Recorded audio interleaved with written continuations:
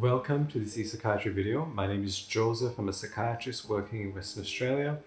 We provide telehealth mental health services to people living in regional areas. Today's video is on quite a common occurrence, shyness and social anxiety. Social anxiety disorder being a diagnosable mental health condition, while shyness is not. We try and tease the two apart, touching on symptoms. We'll also go over two cases, two examples as well, and at the end of the video, some pointers around treatment. There are timestamps here if you would like to skip ahead.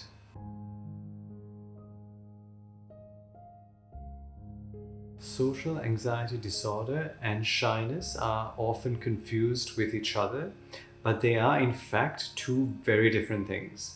I will describe two hypothetical made-up cases now of John and Jane, and as we go along, I'm sure you'll be able to tell who has social anxiety disorder and who is just shy. Jane is 15 years old. Whenever her teacher asks her a question in class, she just wishes that the ground would open and swallow her whole. She hates doing group work, having to interact with random classmates, and often fears saying the wrong or embarrassing thing. John is her older brother. He is 17 and recently started TAFE.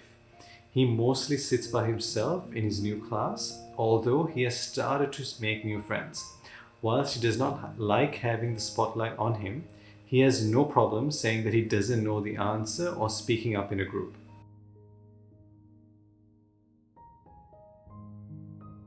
Shyness is not a mental health condition, and it is what John has. It is a personality trait that is characterized by avoidant behavior in somewhat unfamiliar places. This sense of avoidance reduces as the new environment becomes more familiar.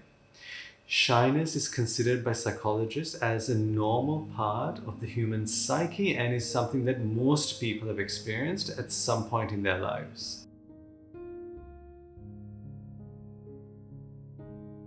Social anxiety, on the other hand, is what Jane has. It is a condition where there is excessive fear around certain social situations, which comes down to a fear of being embarrassed or judged by others.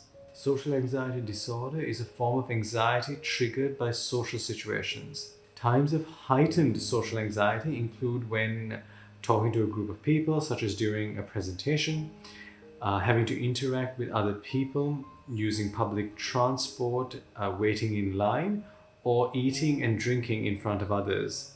These are some of the triggers people who experience social anxiety disorder note. The symptoms of social anxiety disorder are similar to those of other anxiety conditions. You get symptoms such as increased heart rate, heavy breathing, tremors, shakes, and increased sweating. There is also the repetitive overthinking that goes on.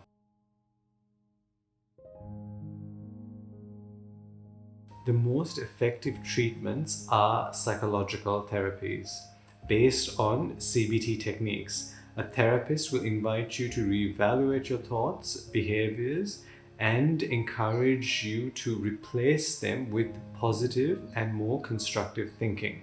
Using CBT techniques, Jane can replace thoughts of being judged or embarrassed with, for example, the thought that it is not out of the ordinary to get a question wrong, and that it provides an opportunity for new learning. Shyness, on the other hand, and as mentioned earlier, is a normal personality trait. However, it can get in the way sometimes, and there may be benefits in using CBT-based techniques to address shyness as well. And if you are querying a diagnosis and noting that your shyness is getting in the way, it may be worth seeing a psychologist or a doctor for a review. Thank you for watching this video.